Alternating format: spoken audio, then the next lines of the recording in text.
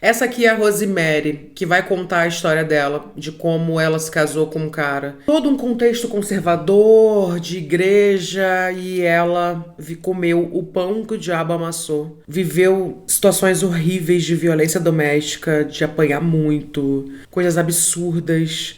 Mas tudo isso foi numa época onde nem se conhecia o termo relacionamento abusivo. E ela viveu coisas muito pesadas, mas ela vai contar toda a história dela, onde ela se viu refém do próprio marido, onde ela desejou e rezava pra Deus para que ele morresse. Só que no final ela tá bem, ela se recuperou e ela fala que existe vida depois de um relacionamento abusivo. Hoje ela tá feliz, é isso que eu posso dizer pra você. Quer acompanhar a história da Rosemary pra você se inspirar, pra você ter uma história de superação, de inspiração e de liberdade? Então já se inscreve no canal, deixa seu like e vai comentando ao longo do vídeo. Bora, bora, bora, bora, bora. A história da Rosemary está aqui no canal Histórias de Divórcios, que é o canal Separações. Eu pedi permissão pra poder reagir à história dela e vou reagir a outras histórias também, que são histórias muito boas. Vocês me mandaram muito a história da Rosemary, é uma história do ano passado, mas que nunca falei nesse canal e acredito que vocês vão gostar. Força e a determinação dela são inspiradoras. Obrigado a quem controla o canal Histórias de Divórcios.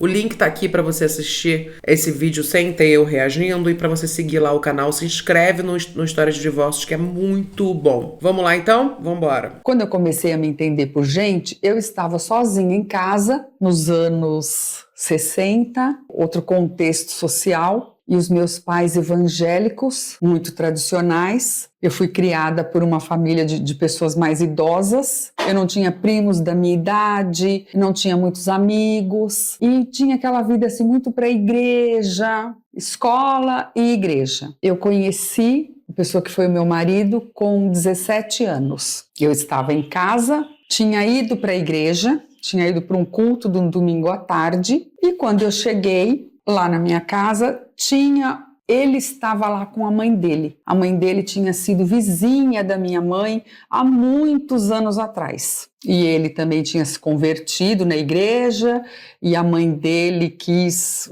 rever os vizinhos, né, de muito tempo, e ele estava lá. Ele era muito bonito, eu tinha 17 anos e ele tinha 27. Ele tinha jogado futebol, ele era muito bonito, né, um cara experiente, e ele se interessou por mim, por aquele contexto que eu vivia, e começou a vir várias vezes e tal, até que ele me pediu em namoro. E na igreja tem um ritual, né, de ir na igreja, buscar a palavra, né, e eu achei que estava tudo certo, que esse namoro estava assim, confirmado por Deus. Meu pai gostou dele, minha mãe, os meus irmãos não muito, confirmado por Deus. A gente já viu muitas histórias aqui de pessoas falando sobre como começou o relacionamento, e a religião sempre é uma coisa que une, né? E se você acha que, pô, Deus gostou, tá confirmado por Deus, a pessoa tá lá na igreja, a chance de você ver aquilo como um sinal, como alguém que seja a pessoa certa para sua vida é muito mais fácil, né? Meu pai gostou dele, minha mãe,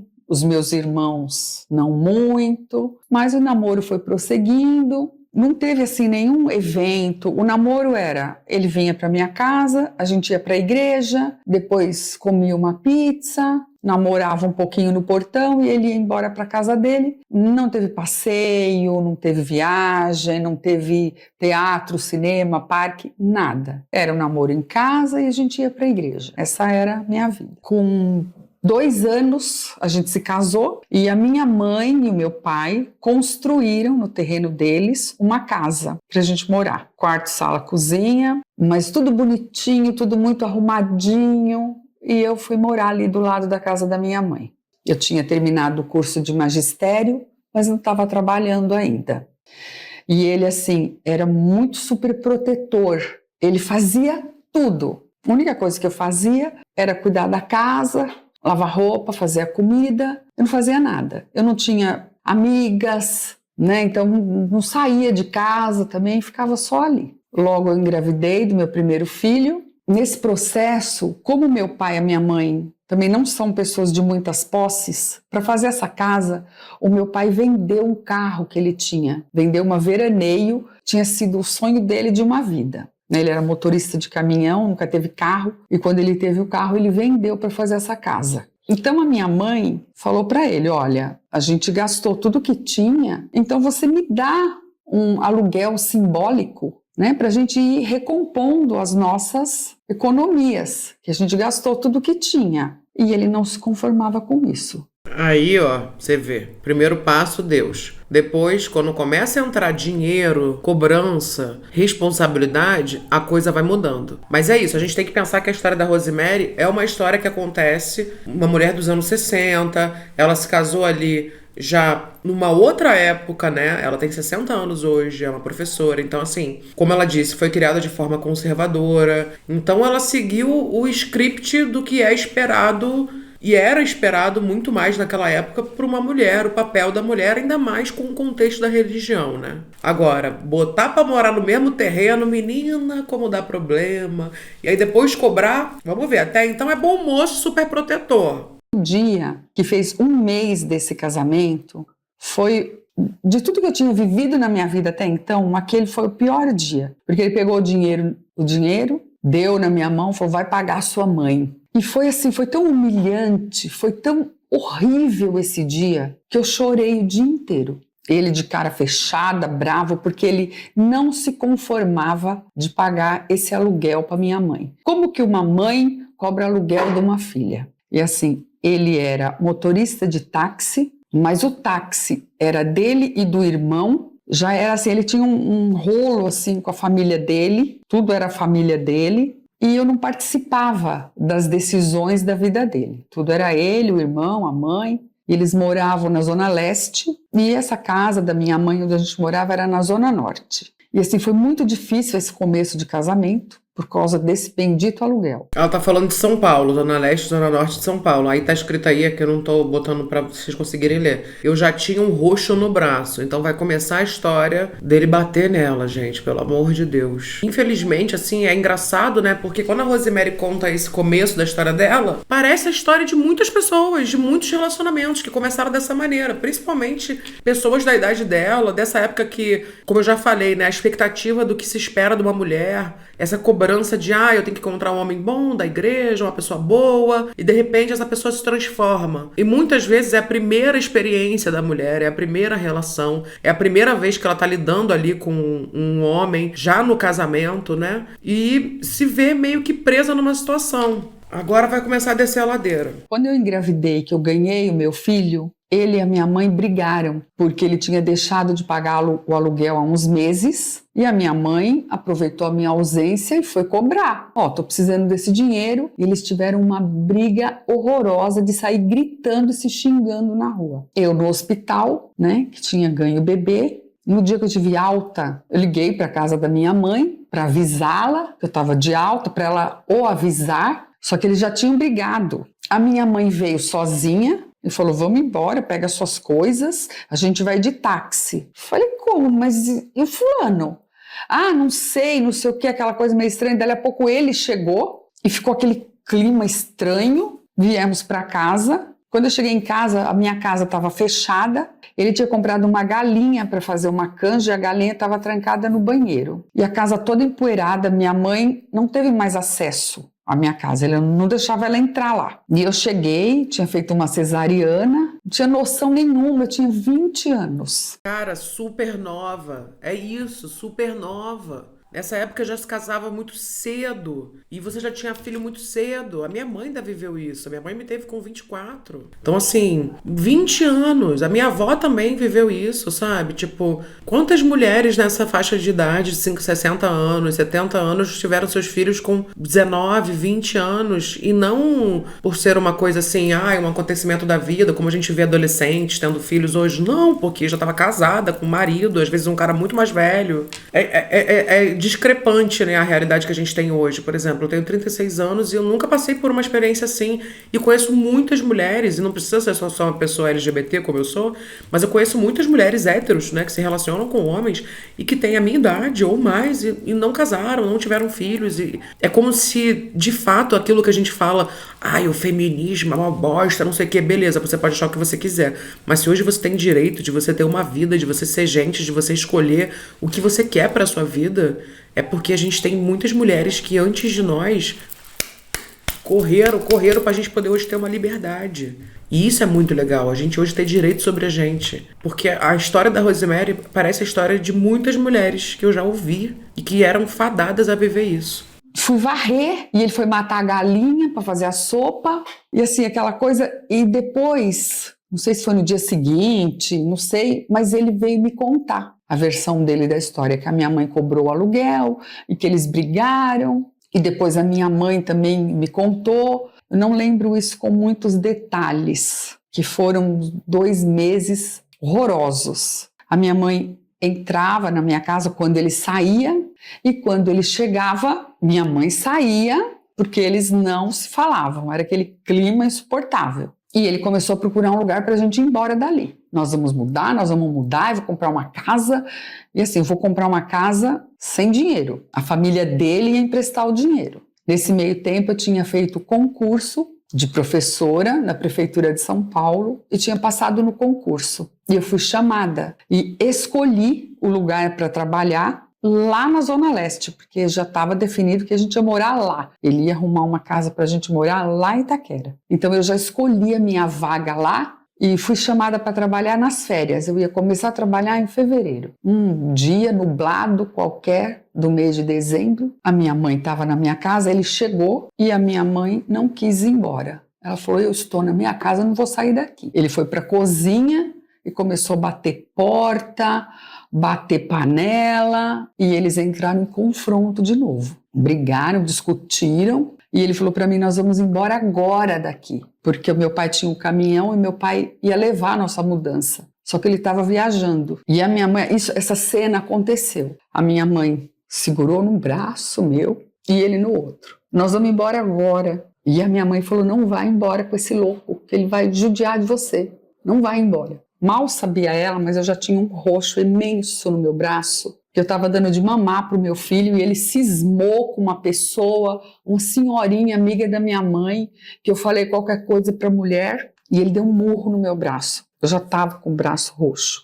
A primeira agressão mais violenta, porque a agressão psicológica já estava presente. Ele já me alijou do meu convívio familiar, dos possíveis amigos que eu poderia ter. E nessa tarde, eu pedi para minha mãe, falei, mãe, deixa, né? Vai ali um pouco para fora, a gente vai resolver aqui. Minha mãe saiu. Ele saiu, ele voltou com 2 combis, enfiou nossas coisas na Kombi, ele já tinha comprado um apartamento, tá? Com o dinheiro da irmã dele. Colocou nossas coisas dentro dessas 2 Kombis e a gente foi embora naquele mesmo dia. Minha mãe ligou para o meu irmão mais velho, ele veio, me abraçou e falou para mim, você tem a gente. Se você precisar de alguma coisa, você chama. E eu fui embora lá para Itaquera. A minha mãe, em pouco tempo, foi morar no interior, veio morar em Jaguariúna, numa chácara com meu pai, e os meus irmãos moravam lá na Vila Maria, e eu fiquei lá, isolada, né, da família, pouca família que eu tenho, amigos que eu nunca tive. Agora vai falar que ela era empregada da casa, né, o próximo capítulo, mas é muito doido, porque quando a gente pensa num relacionamento abusivo e a gente vê o ciclo de abuso, é muito comum dentro dos relacionamentos abusivos, a pessoa ali que é a tóxica da relação, ela tende a te controlar e a fazer você orbitar ao redor dela. Então, você vê o que ela falou, né? Ela se afastou da pouca família que ela tinha, já não tinha amigos e foi se isolar em Itaquera para viver com ele lá. Foi uma escolha dela? Foi. Mas a partir do momento onde você é criada para pensar de forma conservadora que a sua vida tem que ser isso, isso e isso, seguir essas regras, ela estava seguindo as regras do que foi ensinado para ela. Até que ponto, por exemplo, quando eu me relacionei no meu primeiro namoro, que foi um relacionamento bem abusivo, eu tinha 18 anos, eu terminei com 19. Eu só entendi que era um relacionamento abusivo quando eu tinha 24 anos, quando eu ouvi esse termo. Quando alguém chegou pra mim e falou, você viu o vídeo da Jill Jult, do batom vermelho? Eu falei, não, eu vi o vídeo da Jill Jult, eu falei, meu Deus, eu vivia isso. Então, quanto tempo se leva para uma pessoa numa outra geração, acima da minha geração, e provavelmente pode ser que você que esteja vendo esse vídeo, você seja da mesma geração da Rosemary, que ela tem 60 anos, então ela é uma baby boomer, né? Como os meus pais. Minha mãe tem 60 anos também, tem 62 anos. 60, eu tenho 36, minha mãe tem 60. Então, como a gente consegue pensar como era a vida delas? Se você tem essa idade e você é dessa geração ou mais velha, fala pra mim aqui. Mas você que não é, se coloque no lugar de entender que se eu, que sou uma millennial, levei 4 anos pra entender, 5 anos, que eu tava num relacionamento abusivo, só quando alguém falou, imagina numa época onde não se falava sobre isso, onde provavelmente, isso é um chute, né? Se você conversava isso com alguma outra mulher na época, a mulher ia falar assim, é assim mesmo, é marido, é assim mesmo, entende? Então, muitas coisas, e eu até falei isso no vídeo da mulher que levou 61 socos do cara lá em Natal, né, daquele marginal. Não sei se vocês viram isso, mas a Juliana é uma vítima de violência também. Ela foi pro elevador encontrar com um cara, ela preferiu estar com ele no elevador do que no corredor, porque no elevador tinha câmera, e ele desferiu 61 socos nela. E muita gente na internet falando assim, o que ela fez pra ela chegar nesse ponto, o que ela fez, não sei o que, pra merecer 61 socos. Nada, ninguém merece isso. Não existe nada que faça alguém merecer isso. Mas isso, infelizmente, ela é uma pessoa que ela sobreviveu, ela tá ainda em estado grave, tá toda inchada, tendo que passar por cirurgias e tudo mais. Mas que a história dela é uma história que ainda se repete até hoje.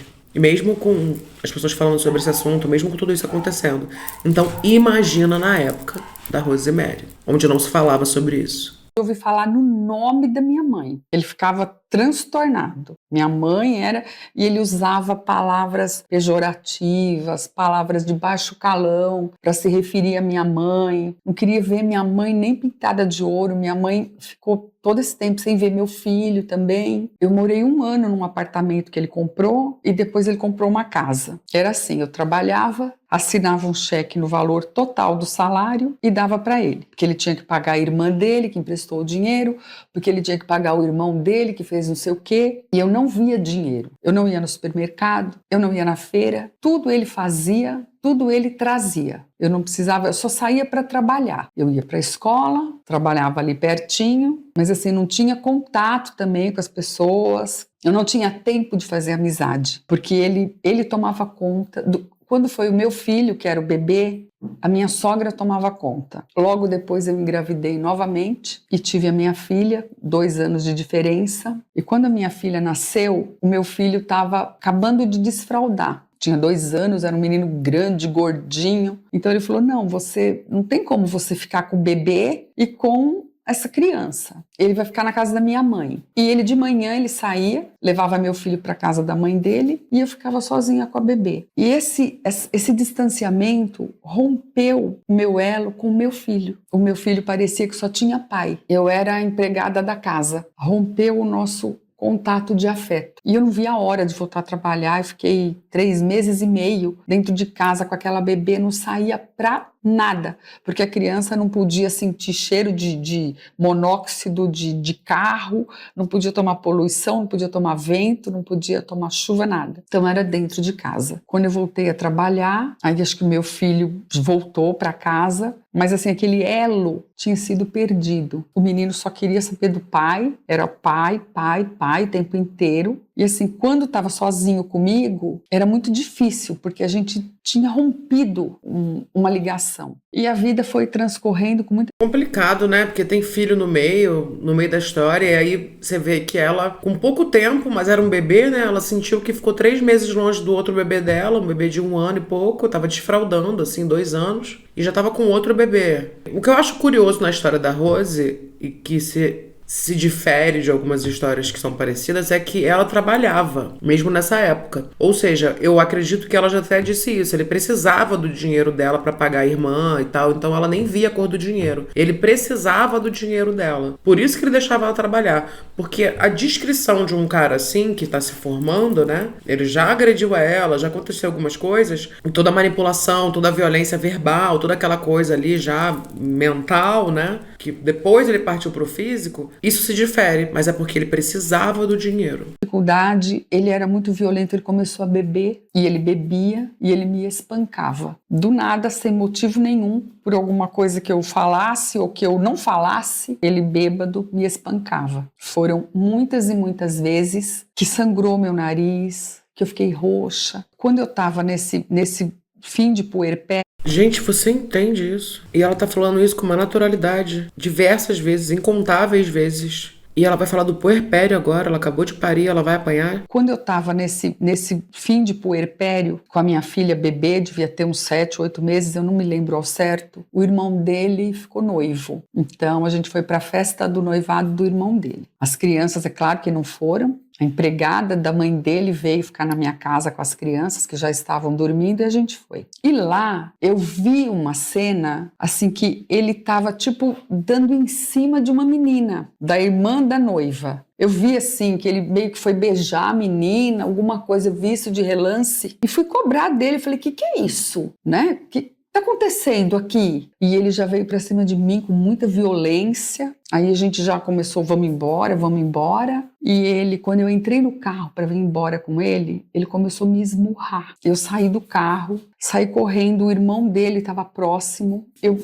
me aproximei do irmão dele e falei, pelo amor de Deus, não deixa isso acontecer. Ele tá me batendo. Como que eu vou embora com ele? Eu não quero ir embora com ele. Aí o irmão dele foi lá, falou com ele e me acalmou e tal. E eu entrei no carro para vir embora com ele. Ele veio me batendo de São Mateus até a nossa casa. Ele virava a mão assim, com tudo. E me batia, sempre tinha que ser no rosto. Começou a sangrar o meu nariz, sujou minha roupa. E a família dele viu isso, porque eles vinham nos carros atrás, mas eu fiquei na minha casa, eles foram embora. E o dia seguinte eu estava toda dolorida, toda machucada. E como que eu ia trabalhar na segunda-feira? Aí eu inventei uma história, que eu sofri um acidente de carro, que eu estava com o irmão dele brecou o carro e eu bati o rosto no painel. E fui trabalhar mesmo assim. Mas assim, eu me sentia um lixo de gente. Como que não vai se sentir? Como? Se já é difícil você estar num relacionamento onde a pessoa te trata mal com palavras, imagina você estar num relacionamento com um cara que tá dirigindo e tá te socando a viagem inteira no carro, dando porrada pro lado, tipo, te tratando feito o quê? Feito um saco de pancada? Que é isso? Isso é amor? Como que chega nesse lugar? Como? Como? E como que isso era normalizado? Como que isso era entendido como uma coisa certa, como uma coisa que é reproduzida? Como é que a família não faz nada? Como que ela não vai se sentir um lixo se todo mundo ao redor normaliza isso? Se isso é uma coisa tida como algo que é coisa de casal. Que absurdo. Meu Deus. Depois ele vinha com umas migalhas de afeto que eu aceitava e retomava a relação e tudo continuava do mesmo jeito que sempre foi. A minha filha tinha meses quando isso aconteceu. Porque é exatamente assim que funciona o ciclo do abuso. A pessoa vai lá, te abusa, aí quando tem violência, a pessoa vai lá, te machuca, aí depois fica sentida, aí volta, até fazer de novo, até fazer de novo. O que não se resolve, se repete, se repete, se repete. A minha filha tinha meses quando isso aconteceu. Quando ela tinha quase 2 anos, chegou o final do ano e os meus pais vieram passar o Natal, o Ano Novo aqui em São Paulo e vieram para minha casa, passaram a virada do ano, do dia 31 para o dia 1º, jantaram lá e eu morava num conjunto habitacional popular, que as ruas são estreitas, as casas tudo colado uma na outra. Meus pais foram embora, aí no dia seguinte, no dia 1º de ano, o almoço era na mãe dele, né, como sempre, e ele bebeu muito, ele emendou o pileque do dia 31 já com o dia 1º, ele estava transtornado o tempo inteiro. E aquele dia eu falei para mim, eu não vou apanhar mais. Isso não vai se repetir. Hoje ele não vai me bater. E eu queria, as crianças já tinha dado banho para pôr para dormir, eram umas 5 da tarde, e eu resolvi sair um pouco dali de dentro e ir para onde? Para onde? Para casa da sogra, que era o único lugar que eu ia. Só que o meu filho não queria comigo, queria ficar com o pai. O pai estava jogado num colchão lá, dormindo, e o menino não queria ir. E eu puxei ele, não, vamos ali, vamos na vovó, e ele não queria ir. Nisso ele acordou. E, né, geralmente, sempre ele me batia, pois que as crianças estavam dormindo. Os meus filhos não presenciavam essas cenas. Meu filho tinha 4 anos e a minha filha 2 nesse dia. Mas aí ele fez assim como você faz com um cachorro, com uma criança. Pegou o chinelo, vem aqui, né? Vem aqui que eu vou te bater. E eu já tinha falado para mim que isso não ia acontecer mais. Eu peguei uma panela de pressão, e fui para cima dele. E avancei em cima dele com a panela de pressão e bati nele com a panela. Ele veio atrás de mim, me bateu, me puxou, rasgou meu vestido. Mas como as crianças começaram a chorar, ele pegou as 2 crianças e foi para o fundo do quintal para distrair as crianças. Eu, desesperada, saí correndo para a rua. Ele não chega hoje, eu não vou passar por isso. Gente, com criança no meio, na frente das crianças, pelo amor de Deus. Mas ainda bem que tinha as crianças. É uma merda porque é um trauma pra sempre, né? E trauma em vários lugares. Mas assim, se não tivesse as crianças, o que ele ia fazer com ela? Fui pro meio da rua e a rua tava cheia de gente. Os vizinhos, as visitas dos vizinhos. Ele saiu correndo atrás de mim, me puxou pelo cabelo, que eu tinha um cabelo enorme e eu tinha uma cara de 50 anos, com 25. Me trouxe para dentro e trancou os portões. Aí continuou acalmando as crianças lá, eu lavei o rosto, mas aí a gente tinha um cômodo em cima da casa. Enquanto ele estava distraído, eu subi as escadas, saí por aquele cômodo, pulei para a casa de um vizinho pelo telhado e caí na casa do terceiro vizinho. E como as pessoas já tinham visto, e os vizinhos de casa colada sabiam o que acontecia dentro da minha casa. Claro que sabiam, né? Porque se ele te batia nesse nível e tinha esse tipo de dinâmica entre vocês, é óbvio que eles sabiam. Outra coisa também, né? Outra coisa, em briga de marido e mulher, se mete a colher sim, pelo menos chama a polícia, deixa alguém resolver. Liga pra polícia, diz que denúncia, entendeu? E chama a polícia. Se tem alguma coisa fora do comum, você tem que chamar ajuda. Não precisa ser você a pessoa que vai ajudar, mas chama algum órgão pra ajudar. Esse vizinho também era da igreja, ele me acolheu, eles me esconderam na casa deles e ele ficou na rua desesperado me procurando com a criança no colo e o outro seguro pela mão. E eu dei o telefone da casa da minha mãe.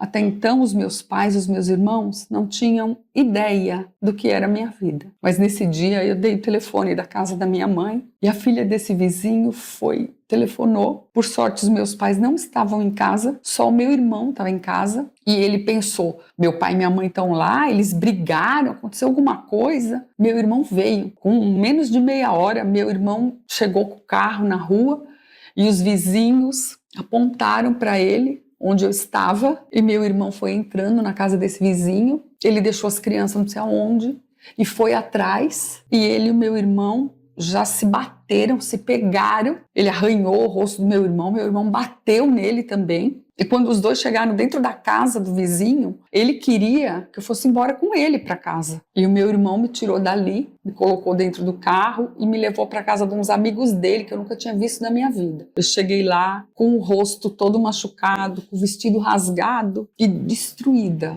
mas decidida. Decidi que eu não ia apanhar mais. É muito forte essa história da Rosemary, porque quando ela chega e fala essa frase, né, de que ela decidiu que ela não ia apanhar mais, e voltando a dar o contexto da época que ela vivia, a gente pensa assim, caraca, ela foi muito corajosa. Ela foi muito corajosa de decidir que ela não ia mais viver naquilo. Tendo que seguir o padrão do estilo de vida, de como é pra ser uma mulher, uma família conservadora, da igreja, ninguém tava sabendo de tudo. A não ser a família dele, que sabia de muitas coisas, mas ignorava. Então ela foi muito corajosa. Depois eu fui para casa do meu irmão me levou para casa dele, meu irmão morava nessa casa que a minha mãe construiu para mim morar. Meu irmão morava lá, com a esposa dele. Por isso que ele estava lá nesse dia. De lá, meu irmão me levou para a delegacia da mulher. Eu prestei queixa, passei por exame de corpo de delito e o médico perguntou para mim: "O que você faz?" Eu falei: "Sou professora." "E ele?" "Ele é motorista de táxi." Aí o médico falou: "É por isso. Ele quer te humilhar, ele quer te rebaixar de todas as formas. Por isso que ele faz isso com você." E falou mais algumas coisas, foi muito acolhedor. A delegacia da mulher era no Parque Dom Pedro, era uma das primeiras. E dali eu vim para casa com meu irmão. No dia seguinte começou a luta para ir buscar os meus filhos. Nossa, ela teve muita sorte nessa experiência da delegacia da mulher naquela época, de um cara falar isso pra ela. Fiquei chocada. A minha filha tinha 2 anos, mas ela mamava no peito. Aí eu fui, meu irmão me levou, eu peguei a minha filha e o menino não quis vir comigo. Ele não gostava de mim, a gente não tinha vínculo de mãe e filho mais. Eu vim embora para casa do meu irmão, fiquei lá na minha mãe e logo eu recebi uma ligação da igreja, de um representante da igreja que eu frequentava, uma igreja muito conservadora, muito tradicional. E o irmão da igreja falou: seu esposo veio aqui, disse que você foi embora com os seus filhos, que negócio é esse? Tá pensando o quê? Não é assim. Aí eu falei para ele: mas ele contou o que ele fazia comigo? Aí contei a minha versão e a pessoa ficou constrangido. Mas mesmo assim, isso não é motivo para uma separação. Mona, como assim? Então não é motivo pra separação ela ser agredida, o cara ficou constrangido, mas poxa, não é motivo. Não é motivo. Deus uniu vocês. Tem que ficar até o fim sendo apanhada, espancada pelo cara. O único motivo para uma separação é o adultério. E ele não tinha adulterado, ele não tinha nenhuma outra mulher. Sério, tava bom demais pra ser verdade a delegacia da mulher atender ela bem, né? Que bom, uma das primeiras que ela, como ela disse, que tinha aqui em São Paulo. Aí agora vem o pessoal da igreja e fala isso. Nunca pensando na pessoa, no indivíduo, sempre na instituição do casamento que representa pra Deus. Ela está sendo espancada, meu querido. Espancada. É isso que afasta as pessoas da religião. Porque tem que pensar no ser humano e não só na instituição. Tem muita gente boa que de repente faz coisa ruim. Tem muita gente que é enviada por Deus que de repente parece que foi enviada pelo demônio. Então, toda essa violência, toda essa destruição de mim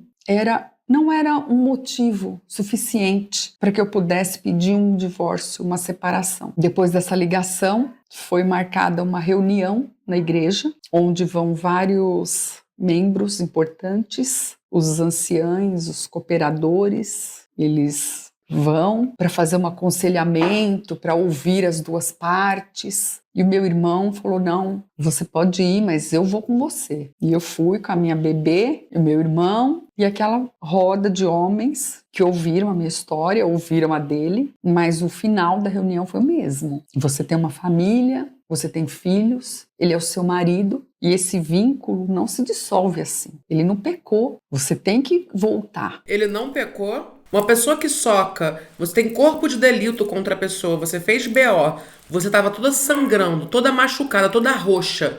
Dentro dos 10 mandamentos de Deus lá tem não matar. Isso que ele fez o tempo inteiro foi tentativa de acabar com a vida dela. Como é que isso não é um pecado? Vamos lá? Vamos lá amar o próximo como a ti mesmo? Vamos lá? Não foi isso que aconteceu. Tem que ter uma reunião da igreja para saber se ela pode se separar ou não. Gente, como a gente tem liberdade hoje. A gente tem que agradecer.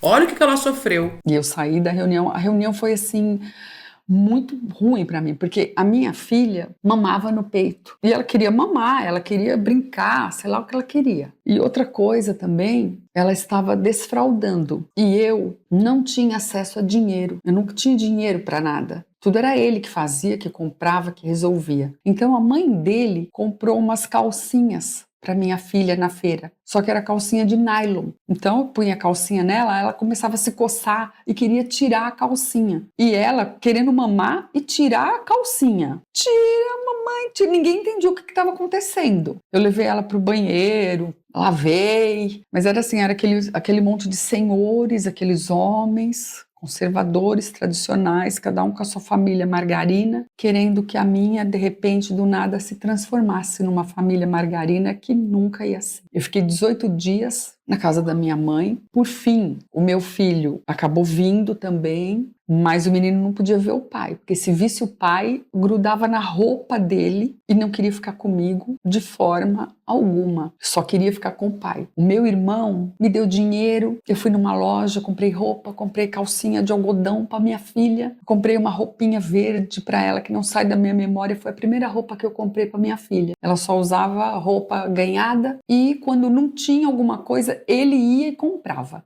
Embora eu trabalhasse, eu não tinha acesso ao dinheiro. Eu cheguei a perder a noção, porque foi antes da URV, mas já tinha uma inflação muito grande e o dinheiro perdia o valor e mudava constantemente. E eu perdi a noção do quanto dinheiro comprava, porque eu fiquei 5 anos sem comprar absolutamente nada. Sabe isso que ela tá falando? Tá me lembrando da minha avó. A minha avó fazia exatamente isso. Ela passava todo o salário dela, ela também era professora, pro meu avô, e o meu avô que dava o dinheiro pra ela. Ele dava pra ela toda semana, acredito, não sei se era toda semana, mas um cheque em branco. Aí ela falava: falava, Osvaldo, mas eu preciso ir não sei aonde, não sei aonde, não sei aonde. Aí ele falou, se vira. Aí o que ela fazia? Ela fazia o cheque do valor que ela queria, ia lá descontar o cheque, aí ficava com dinheiro pra poder ir nas lojas, entendeu? Mas ela só tinha direito a um cheque em branco e aí ela tinha essa liberdade. Mas mesmo assim, era ele que mandava na vida dela, era ele que era o homem, o provedor, e mesmo o dinheiro dela era ele que gerenciava. Liberdade alguma, né? E não aguentei essa separação. Eu não tinha estrutura para ficar sozinha. Embora a minha família me deu todo apoio, o meu irmão mais velho, as minhas sobrinhas, a minha mãe, o meu pai, esse meu irmão que me ajudou, que foi me buscar, ele se colocou veementemente contra que eu voltasse. Ele falava, você vai voltar para ele, ele vai te matar. É isso que vai acontecer. Mas eu não tinha forças em mim para bancar essa separação naquele momento. E eu voltei. Caraca, cara, mas é isso, né? Como é que a gente vai julgar? Ainda mais que depois que ela passou pra reunião da igreja, não sei o quê, um monte de gente, um monte disso, um monte de aquilo, todo mundo falando, a instituição do casamento, ela tinha que se manter ali, restaurar o casamento. Caraca, ela voltou, era exatamente isso que eu falaria, igual o irmão dela, do tipo assim, amiga, acorda, ele vai te matar, amiga. Voltei pra casa, eu voltei pro trabalho, e assim, com 1000 promessas. Agora vai ser tudo diferente, agora a gente vai no supermercado fazer compra, você escolhe o que você quer comprar. E continuou isso assim por uns poucos meses, mas logo ele começou com outra conversa. Ai, a gente tem problemas, a gente briga porque você trabalha. Você trabalha, você quer se achar, você quer se crescer para cima de mim. E ele me pressionou e eu fui lá na escola que eu trabalhava e pedi exoneração. Eu tinha um cargo público efetivo, tinha quase 5 anos de trabalho e eu pedi exoneração. Pensei aí. Tava achando bom demais pra ser verdade ele deixar ela trabalhar. Tava achando estranho isso. Chegou uma hora que o ego dele ficou maior do que a necessidade dela trazer dinheiro pra casa pra ajudar em casa, entendeu? Porque aí, assim que age um homem manipulador e controlador, ele que comanda tudo, até que a mulher se torna uma refém dele. Vejo dinheiro mesmo, pra mim não vai fazer diferença. E me coloquei mais vulnerável ainda. Só que tinha uma semente em mim, tinha uma força em mim muito grande. Eu comecei a ir para o orelhão e eu ligava para minha sobrinha, que a minha sobrinha é quase da minha idade, ela estava fazendo psicologia, e eu ligava, meus filhos ficavam na calçada, assim, brincando, e eu conversando com ela, ela falava para mim, você tem que voltar a estudar, você precisa fazer uma faculdade, vai no posto de saúde, procura fazer um tratamento, vai procurar uma psicóloga. E eu... aquelas palavras dela era assim, era um alimento para minha alma, foi regando aquela semente de força que tinha em mim. Eu fui para o posto de saúde, eu conversei com a psicóloga e ela concordou de me atender, mas a minha demanda na minha primeira consulta era consertar esse casamento. Eu tinha umas questões que eu queria resolver, mas acho que não passou da primeira consulta, porque aí eu fui entendendo que quem precisava de conserto era eu. Quando eu contei para ele, olha, eu fui no posto, eu vou fazer terapia. Ah, isso é coisa de gente louca, você deve estar precisando mesmo. Porque assim, ele me humilhava, ele me rebaixava o tempo inteiro. Quando eu queria cortar a ponta do meu cabelo, era ele que cortava o meu cabelo. E quando eu quis fazer depilação com cera na minha perna, era ele que depilava. Meu Deus, esse é o nível de controle desse homem, meu Deus. Meu Deus. E você vê que bonita essa fala dela falar que encontrou a força dentro dela, né? Depois que o quê? Que ela fez uma sessão de terapia, que ela teve alguém que tava regando a semente da força dela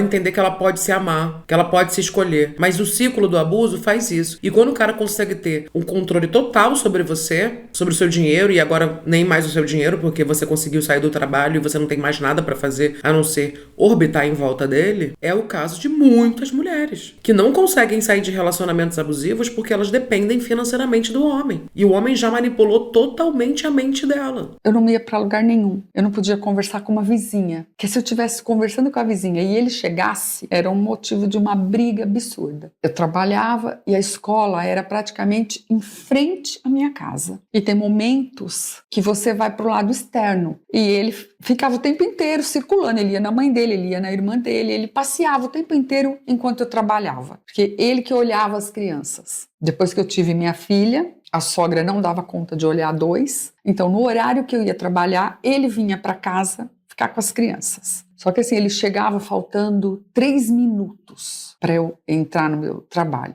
E eu saía às 7 horas da noite, eu não podia chegar às 7h05 na minha casa. O máximo era 7h03. E se por acaso eu estava nessa área externa da escola e conversando com alguém, quando eu chegava em casa eu tinha que contar. O que se falou? E o que ela falou? E o que você respondeu? Porque era eu não podia ter nada de rede de apoio, né? Mas eu fui me recuperando. Ele montou um comércio e eu fui trabalhar nesse comércio com ele. Era sócio da mãe dele, a documentação lá. E assim, aí eu fui ver, além de tudo isso, eu fui ver quem era essa pessoa no dia a dia. E eu fiquei acho que 1 ano e meio, mais ou menos, trabalhando ali. Eu ficava a manhã inteira nesse comércio. E ele, com as crianças no carro, zanzando para lá e para cá, indo no mercado, indo fazer compras, o tempo inteiro. E eu ficava lá sozinha. Quando ele voltava, aí eu ia para casa com as crianças, lavar, passar, cozinhar, limpar, enfim. Não tinha ajudante, não tinha faxineira, não tinha dinheiro, não tinha nada.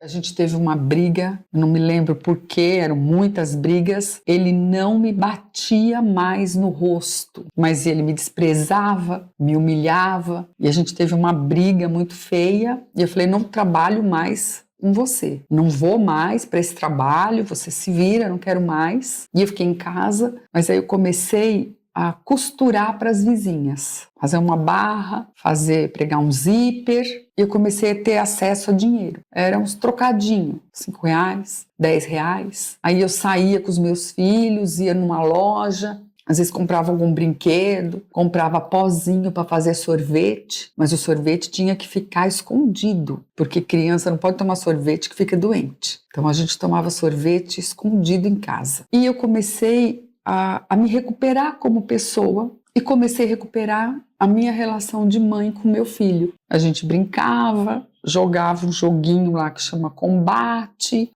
quebra-cabeça. Eu fiz amizade com uma vizinha que tinha mais umas crianças. Às vezes saía com a vizinha para dar um passeio. Essa vizinha só tinha meninas, mas meu filho ia junto e eu fui me recuperando como pessoa e como mãe. Esse processo de recuperação de mim estava em curso. Essa força que habitava em mim, guardada em algum lugar, eu não sei aonde, ela estava crescendo, sendo regada. Eu fiz terapia por pouco tempo, porque era público, né? E logo a terapeuta me colocou num grupo de mulheres, fazia terapia no coletivo, mas os conselhos da minha sobrinha, a minha família salvaram a minha vida. Porque tem um outro detalhe dessa história, que eu, no auge do meu desespero, antes daquela grande briga da primeira separação, eu fui para a igreja, e na igreja foi dito, por uma pessoa de fora, né?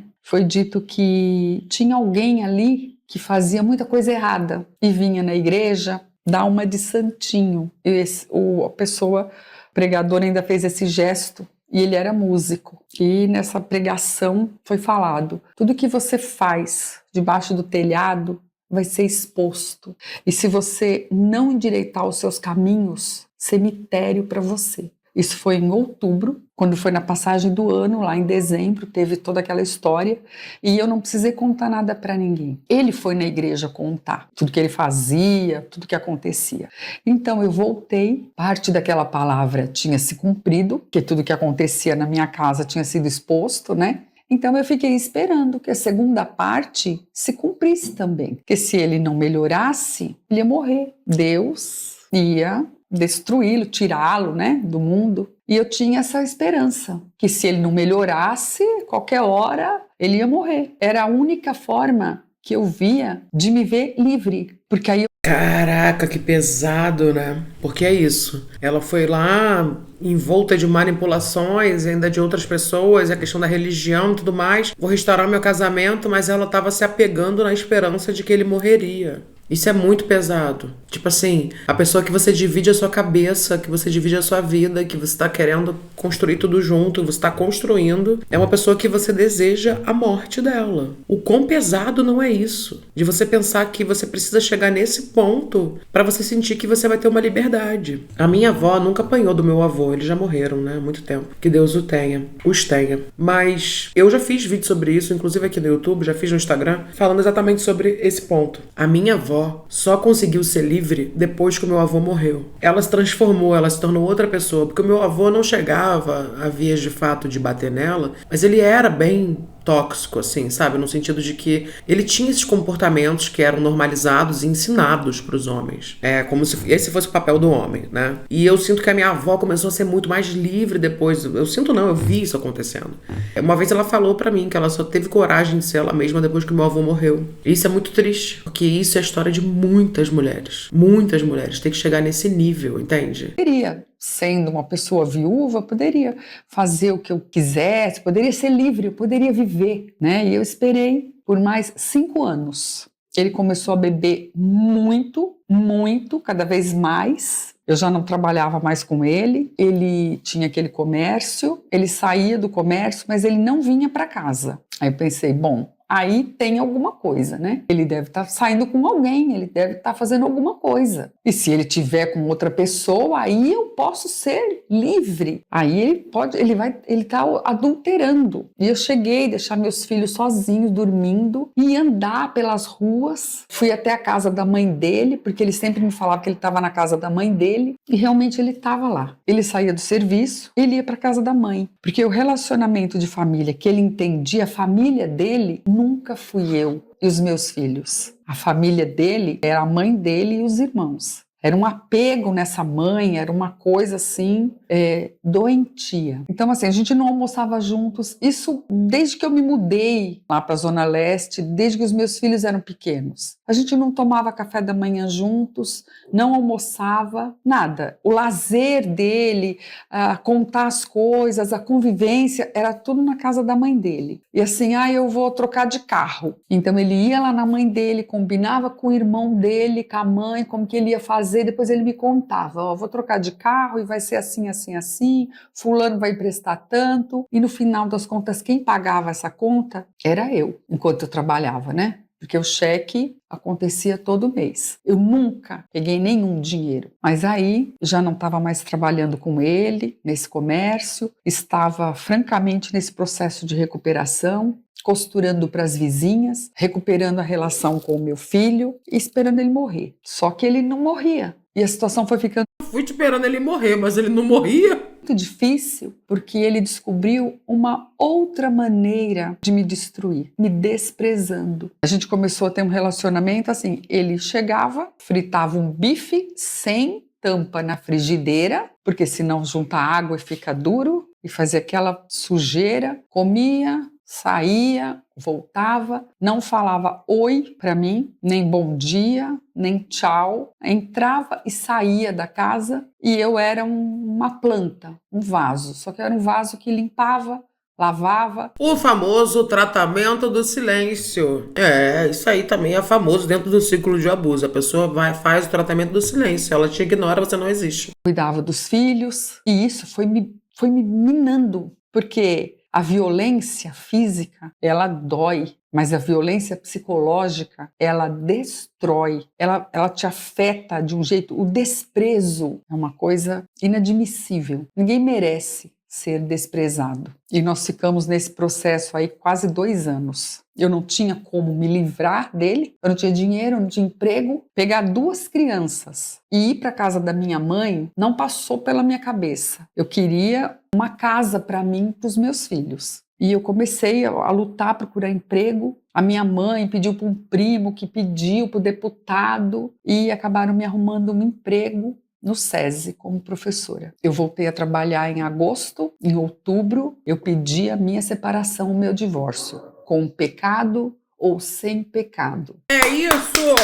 É isso! Mas assim, era tanto problema que os irmãos acabaram consentindo, porque cada vez que tinha uma coisa muito grande que acontecia, eu ia falar. E agora? Continua a situação, eu vivo assim, um inferno, eu posso me separar agora? Não. Mas nesse momento aí, o irmão falou para mim, pode, você só não pode se casar de novo, mas pode se separar. Ai, gente, que preguiça de ter gente definindo a sua vida. E o que você pode e o que não pode fazer, minha querida. Você que sabe o que você pode fazer da sua vida. Só você que tá vivendo ela. De minha separação, arrumei uma amiga advogada, ele arrumou outro advogado, porque para uma separação consensual de um casal precisa no mínimo de 2 advogados. Fomos no fórum, foi assinado, o juiz ainda perguntou para mim, a senhora sabe que a senhora está abrindo mão da pensão? Falei, sei, porque ele era registrado uma carteira profissional, nada era no nome dele. A única coisa que ele tinha era esse registro, que ele ganhava 2 salários mínimos, como funcionário de um comércio da irmã dele. Então ele ia me pagar 30% de 2 salários mínimos, fosse para mim e para as crianças, ou fosse só para as crianças. Então eu falei, não, então eu não quero,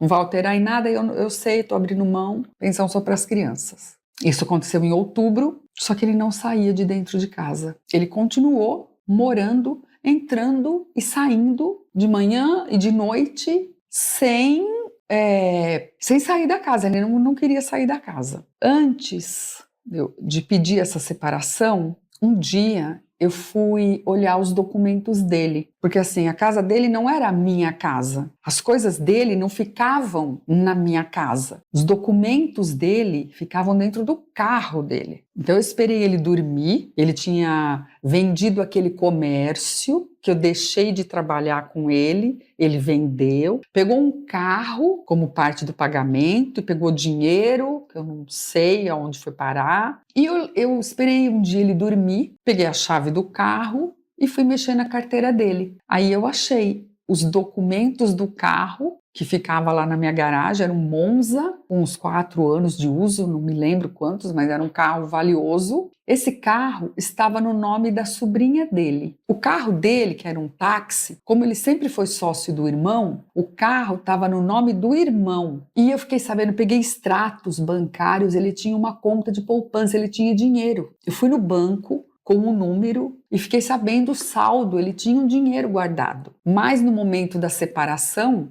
ele não tinha nada, né? Porque os 2 carros que ficavam na garagem, que eram 2 carros novos, não eram dele, nenhum era dele. O dinheiro, não tenho dinheiro nenhum. A única coisa que ficou para dividir foi a casa da habitação popular caindo aos pedaços.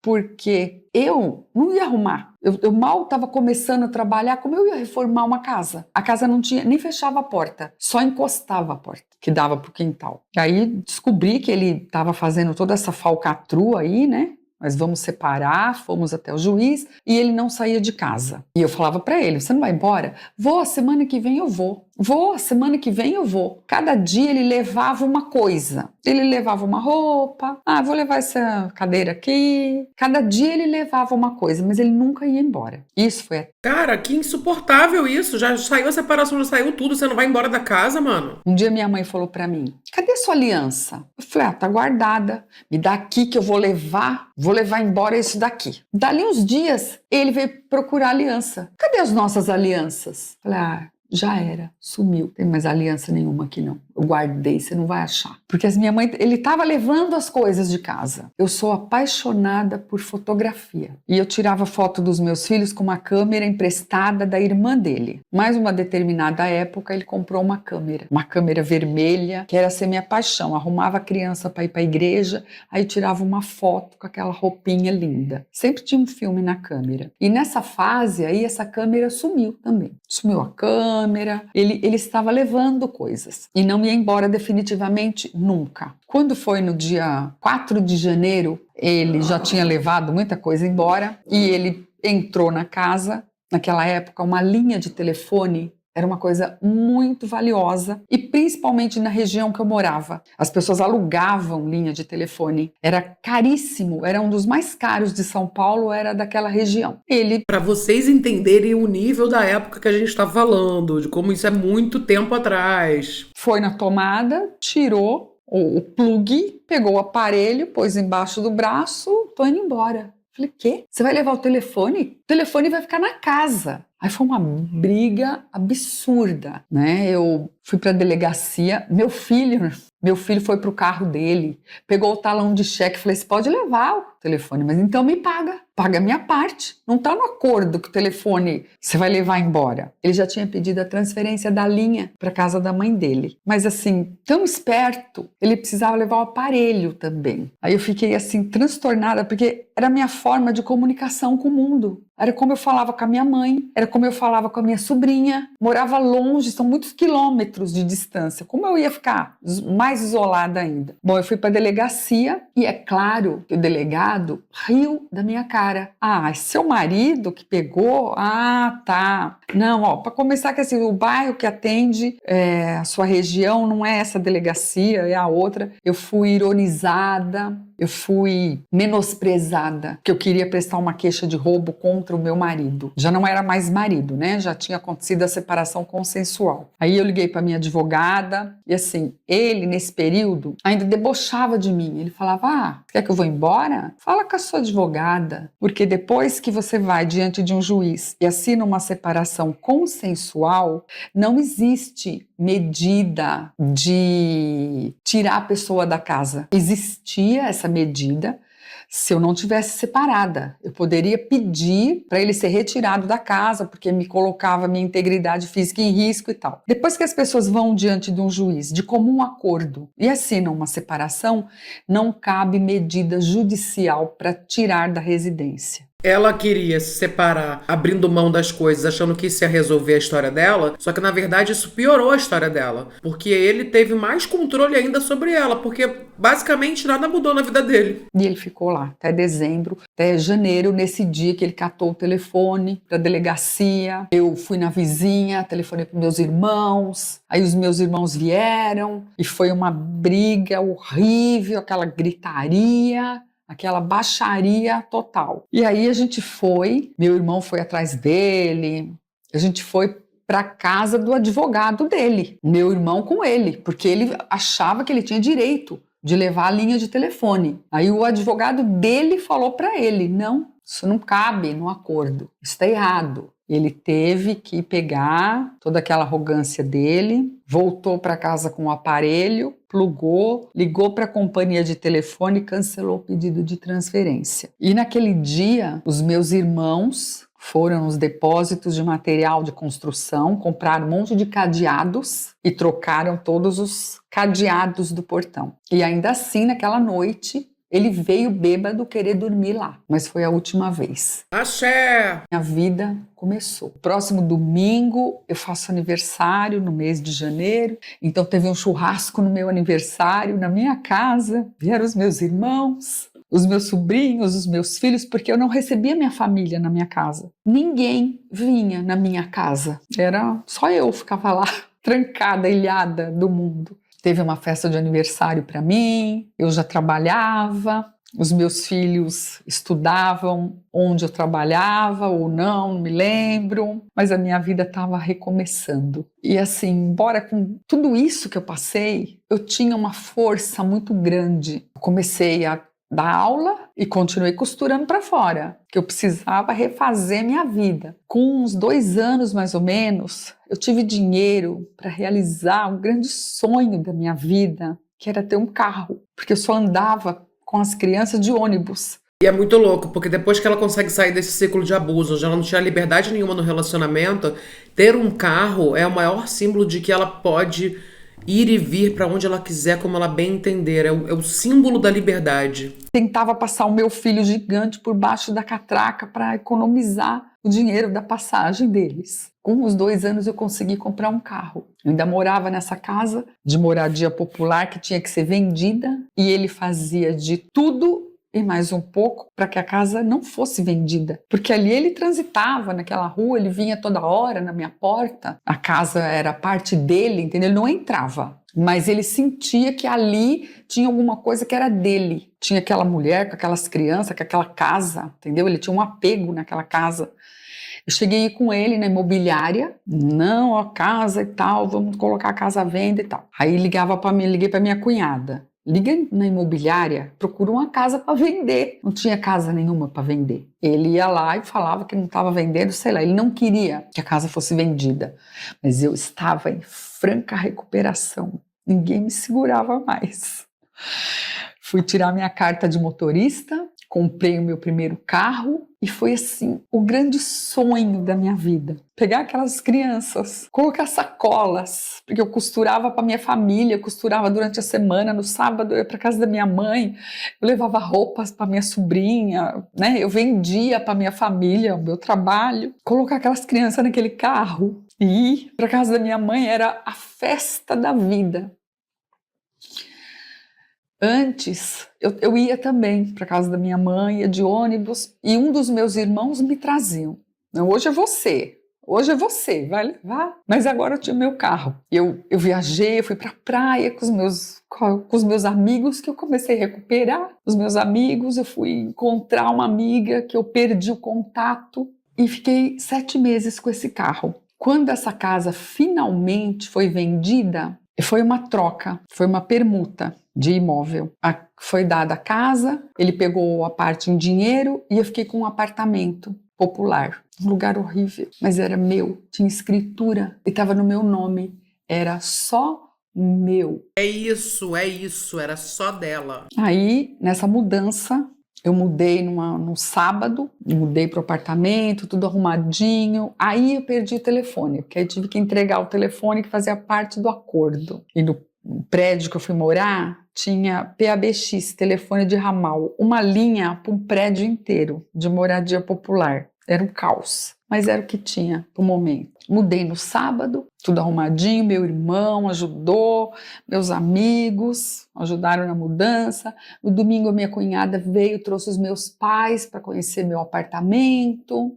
Eles já estavam com bastante idade. Nesse meio tempo aconteceu uma coisa também uma coisa muito dura, um processo muito difícil que eu passei. Enquanto eu trabalhava com ele naquele comércio e estava naquela luta, eu quero me separar, eu não aguento mais, eu quero minha vida, eu quero me separar. A gente teve uma briga e eu pedi para o meu pai para me ajudar. Ia vir meu pai, meu irmão resolveu não se meter. O meu pai veio para minha casa conversar com ele e ele gostava muito do meu pai. Não, imagina, não é nada disso, ela está exagerando, não sei o quê. E eu levantei a minha roupa e mostrei pro meu pai que eu estava roxa, porque ele rasgou minha roupa e não era mais tapa na cara, mas eu estava com os braços machucados. Meu pai foi embora para casa dele, dirigindo o caminhãozinho dele e largou o caminhãozinho no meio da rua. E a minha mãe foi lá, vai lá, arruma esse carro, você deixou. E ele não conseguia mais falar. O meu pai teve um derrame saindo da minha casa para ir para a casa dele. Isso doeu muito em mim, porque eu era a única filha mulher, eu era caçula, eu tinha uma ligação muito forte com meu pai e ele não aguentou. Ver aquela cena, eu também não devia ter exposto meu pai daquele jeito, mas eu estava desesperada, eu precisava de ajuda. E meu pai teve o primeiro derrame. Ele ficou bem, ficou com sequelas para falar, para andar, mas a vida seguiu. Voltando na mudança, mudei, saí toda feliz, recebi os meus pais da minha casa e fui para a igreja de noite com as crianças. Eu estava tão feliz, eu queria contar para todo mundo. Eu quase levantei para dar um depoimento na igreja em agradecimento, mas achei que não. E quando eu saí para fora da igreja para ir embora para casa, cadê o meu carro? O meu carro foi roubado na porta da igreja. Aquele carro era um amor na minha vida. Eu não tenho vergonha de falar isso, que ele era um objeto. Ele era um objeto, mas ele foi desejado durante 35 anos.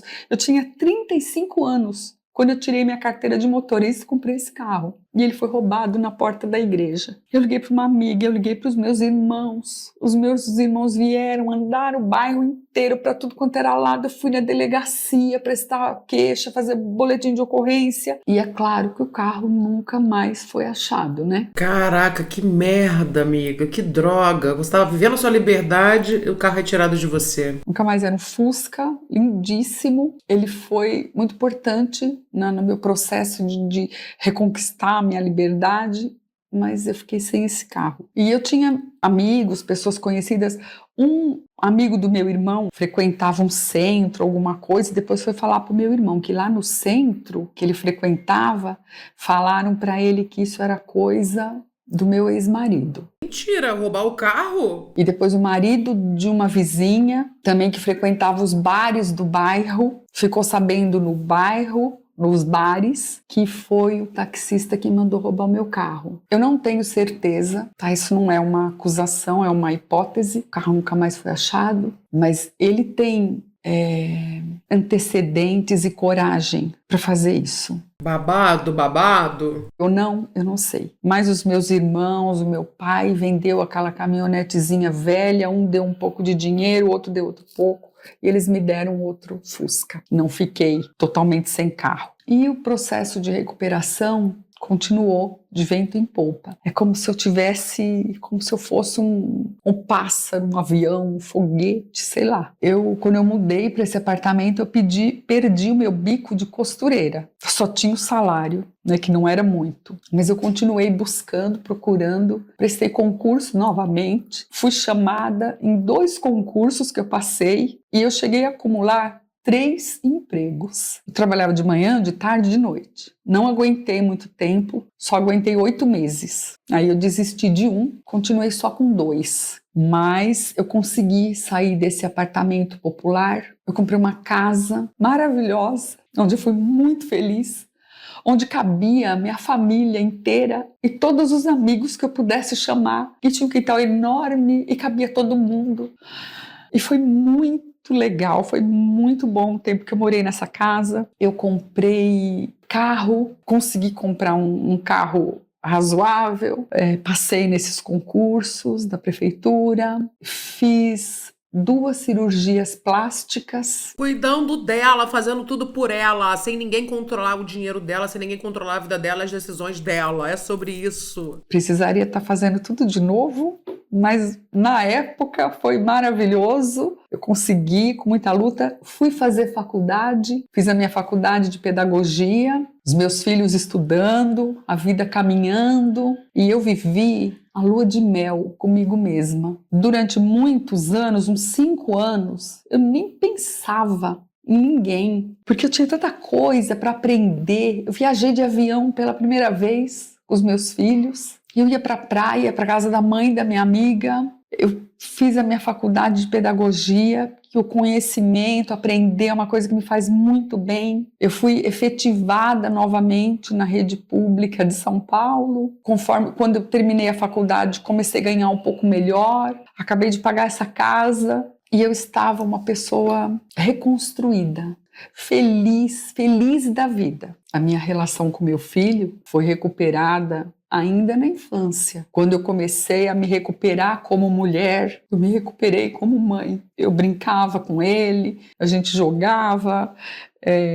Quando o marido foi embora, a janta foi abolida da minha casa. A gente passou a comer um lanche na janta, fazia muito pão de queijo, café, podia comer sorvete à vontade na minha casa. E tinha as coisas que eu gostava de comer. Meu filho foi... Aí acontece um outro processo. Ele foi tomando o lugar do homem da casa, porque o machismo não permite que a casa fique vazia de um homem. Sim, lembrando que estamos falando de outra época, e sim, isso é um fato. Você vê, ela mesma diz que o machismo não permite que a casa não seja liderada por um homem, sim, né? Que a casa tem que ser liderada por um homem. Então isso é muito emblemático, né? Os irmãos falavam para ele: agora você é o homem da casa, toma conta da sua mãe, da sua irmã, não deixa nenhum gavião, não sei o que lá. E o meu filho foi assumindo esse papel, que também torna difícil a reconstrução da minha vida. Mas assim, nesse momento todo, até ele ser adolescente, até eu querer me relacionar de novo, foi maravilhoso. O que eu ganhava, falava para eles: olha, a gente tem tanto de dinheiro, vamos pagar o carro, estamos acabando de pagar a casa e sobra tanto dinheiro para a gente fazer as coisas. Era uma vida muito apertada, não tinha... Minha filha foi trabalhar de babá na vizinha, para ela ter o dinheirinho dela, para ela comprar roupa para ela, que ela é muito estilosa, muito bonita. E o dinheiro era pouco, mas as cartas estavam na mesa. E eu chamava tanta gente para ir na minha casa tomar café, pessoas que hoje eu não tenho o menor contato, mas eu queria mostrar que tinha uma casa e que na minha casa entrava quem eu quisesse. A minha casa tinha portas abertas e era eu que mandava. Essa força da minha recuperação, ela estava aí, nesse poder, entendeu? Tem uma certa presunção nisso? Pode ter. Não, amiga, não tem presunção nenhuma. Você só queria sentir e viver a sua liberdade. É só isso, não tem nada de errado. Arrogância? Pode ter, mas é meu. E isso me ajudou a salvar a minha vida e a não cometer nenhum crime, porque passou pela minha cabeça. Quando eu era espancada, passava pela minha cabeça que eu tinha que dar um fim. E no auge do desespero, eu pensei em vários tipos de fim. Passou isso pela minha cabeça. Eu senti essa vontade, sim. Já que Deus não fazia nada, alguém tinha que fazer alguma coisa. E assim, essa força também pode ser uma força espiritual, entendeu? Eu não sei. Mas eu consegui recuperar a minha vida, ser a dona de mim, ser a dona da minha casa. Mas começou a bater uma carência. Eu tive uma paixão que não deu certo. Aí fui fazer uma reforma grande nessa casa que eu morava. E para fazer essa reforma eu tinha que trocar um encanamento. Eu quis trocar, porque a casa ficava num terreno baixo, a casa dos fundos era num terreno mais alto e passava encanamento dessas casas de cima pelo meu terreno. Como eu ia construir uma garagem, eu fui falar com os vizinhos: olha, eu vou fazer essa obra, vocês usam esse espaço e eu quero trocar esse encanamento. E vamos dividir essa conta do material. A mão de obra, estou fazendo minha reforma, mas o material quero colocar de boa qualidade e tal. Enfim, passei muito nervoso. Os vizinhos, que é certo, pessoas que eu não conhecia, né? Morava na rua de cima, chegaram a insinuar que eu queria fazer a minha reforma às custas deles. Enfim, eu fui na sua casa de noite e a senhora não estava. Eu trabalhava à noite, eu dava aula em sala de leitura 2 dias na semana, eu trabalhava à noite. Enfim, passei muito nervoso. E um dos terceiros vizinhos lá era uma mulher e ela veio me dar o dinheiro e falou para mim: olha, eu vou te dar a metade, eu sou separada, a outra metade você pede pro meu ex-marido, ele vai te dar o dinheiro, ele é da sua igreja, aí você podia até namorar com ele. E eu olhei assim para ela e dentro de mim pensei: ela não quis, né? Eu vou querer? Eu devia ter ficado com essa impressão, mas não fiquei. A pessoa veio trazer o dinheiro, aí já olhou onde eu morava, quem eu era, aí já me ligou depois: ai, vamos para a igreja em tal lugar, vamos comer um lanche comigo, me pediu em namoro, e dali a pouco estava apaixonada, e dali 2 anos eu me casei com essa pessoa.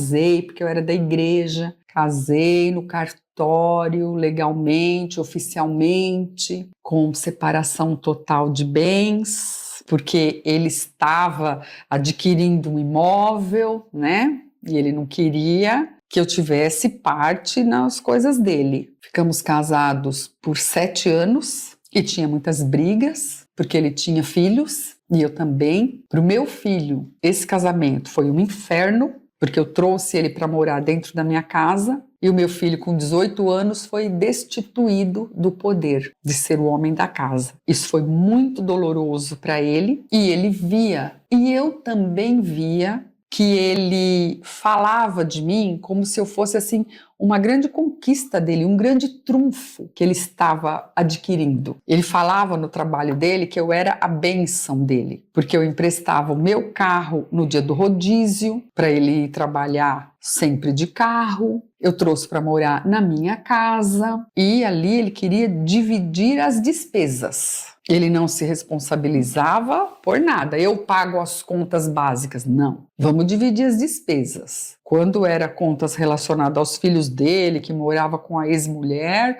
estava tudo certo, ele pagar tudo, bancar, mas comigo não. Comigo era tudo dividido. E eu fui percebendo. Ele só ia onde ele gostava de ir, onde tinha bebida. Ah, eu quero ir para tal lugar. Tem caipirinha lá? Tem bebida lá? Não. Então eu não vou. Nossa, mas aí aparece um outro cara da mesma igreja com o mesmo problema com bebida. Aí deu um estalo, dessa vez foi mais rápido. Ah, é? Eu tenho que ir sozinha, então eu vou. Comecei a sair sozinha e comer açaí, que eu queria comer açaí, mas ele não ia porque não tinha pinga lá, onde vendia açaí, entendeu? Era alcoólatra também, que bebia todo dia. E muito egoísta, muito egoísta.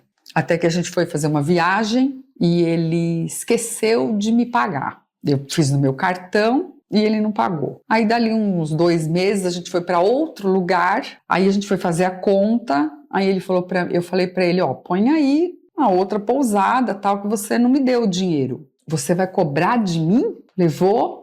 Então pode pôr aí na conta a gasolina que eu gastei e a lavagem do meu carro que eu tive que mandar lavar tudo por baixo por causa daquela estrada poeirenta. Falei, pode pôr, tem mais alguma coisa para pôr? Põe tudo aí, porque é a última conta, a última divisão de contas. Eu não quero mais esse casamento, pode procurar um canto para você. E assim, fui muito idiota ainda, isso aconteceu em agosto. Eu deixei ele ficar morando lá na minha casa até dezembro, até ele arrumar o lugar para ele, que ele comprou, reformou, enfim. Ele já estava ganhando muito dinheiro, construindo pequenos imóveis para vender, mas eu tinha que assinar a venda. Embora eu não tinha direito a nada, como éramos casados, eu tinha que assinar a venda. E ele achou ótimo essa separação, porque aí não precisava mais eu assinasse nada, que fizesse nada para ele. Mas ele queria continuar com o relacionamento, porque eu era uma bênção para ele. Claro que era uma bênção, né? Tava basicamente bancando ele. Utilizava a minha imagem, porque onde eu chego, não é nenhuma questão de simpatia, é uma questão de confiabilidade. Ele falou isso para mim. Vamos comigo, porque você passa credibilidade. Então, assim, ele usava tudo isso. E na hora da conta de luz, eu tinha que dividir a conta de luz. Eu ganho para pagar a conta de luz, água, condomínio, não preciso de ninguém para dividir. E aí, terminamos esse casamento, nos divorciamos, ele foi embora, né? E o divórcio demorou um pouquinho ainda. Eu estava fazendo uma reforma nessa minha casa, estava sempre reformando, e a gente teve uma discussão, porque ele não foi beneficiado em alguma coisa, e ele mandou um SMS para mim, com horário e dia certinho para comparecer no cartório para assinar o divórcio, porque dessa vez já era divórcio direto, não teve aquele processo de separação consensual. Fiquei muito assim, porque embora eu quis me separar, palmas para mim, porque eu quis me separar, mas existe uma dor nisso, porque, poxa, quem é aquele sujeitinho que se dá ao direito de me perder, de deixar eu ir embora com tanta coisa que eu agrego, que eu ofereço. Mas foi um processo também que passou rápido. Fui para terapia, esqueci desse detalhe. Quando começou a degringolar o negócio, eu fui para terapia. Dessa vez fiz bastante tempo, porque eu podia pagar, posso pagar a conta de luz e a terapia. Ela repetiu esse caminho da liberdade e ele funciona. É aquela coisa que sempre fala. Quando a gente fica mal, é bom a gente aprender a não querer ficar bem logo, mas também não é pra se entregar pra ficar mal, mas entender tudo que você tá fazendo pra ficar bem, pra você poder replicar. Isso faz toda a diferença. Eu acabei de completar 60 anos e eu comemoro a minha vida todos os dias. Eu fiz a viagem dos meus sonhos. Eu faço tudo que eu fiz a viagem dos meus sonhos. Eu faço tudo que eu tenho vontade. Eu compro pequenas viagens, eu passeio, eu vou para lugares culturais. Eu tenho amigos para falar de assuntos que eu gosto. Eu sou uma fotógrafa amadora hoje em dia. Eu faço um trabalho muito bonito. Isso me enche de alegria, me valoriza. Eu me sinto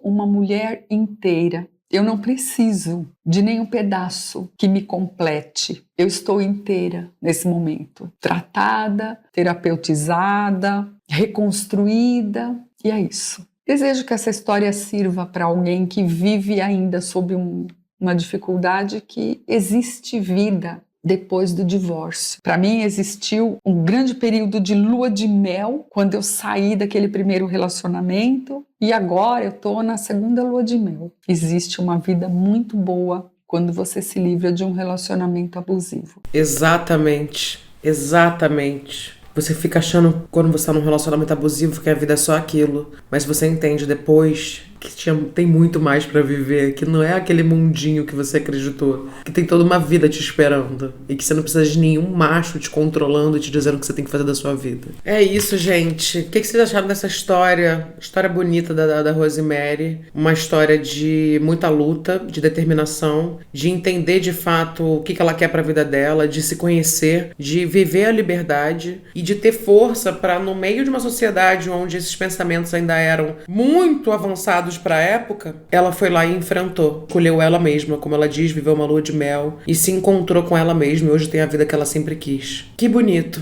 É uma história pesada, difícil, que parece com a de muitas pessoas, mas, como ela disse, né? Se você vive algo parecido, se você ainda tá vivendo um ciclo de um relacionamento abusivo, saiba que, primeiro de tudo, a culpa não é sua. Você tem força pra sair disso. Você vai encontrar força onde você nem imagina. E você consegue sair disso. Seja estratégica, fria, preze sempre pela sua integridade física e saia. Existe vida depois de um fim. Existe vida depois de uma relação ruim. Existe vida. Se estão te fazendo acreditar que não existe, não acredita nessas pessoas não, porque existe vida, meu amor. O que você achou dessa história toda? Espero que a Rosemary fique ainda melhor. Ela é maravilhosa, é uma história muito bonita e de inspiração para que a gente sempre faça apologia à nossa liberdade aqui, que é o principal. Se você chegou até aqui, comente liberdade, que eu vou saber que você chegou até o final desse vídeo super longo. Obrigada pela audiência, se inscreve no canal, deixa seu like. Um beijo e até o próximo vídeo.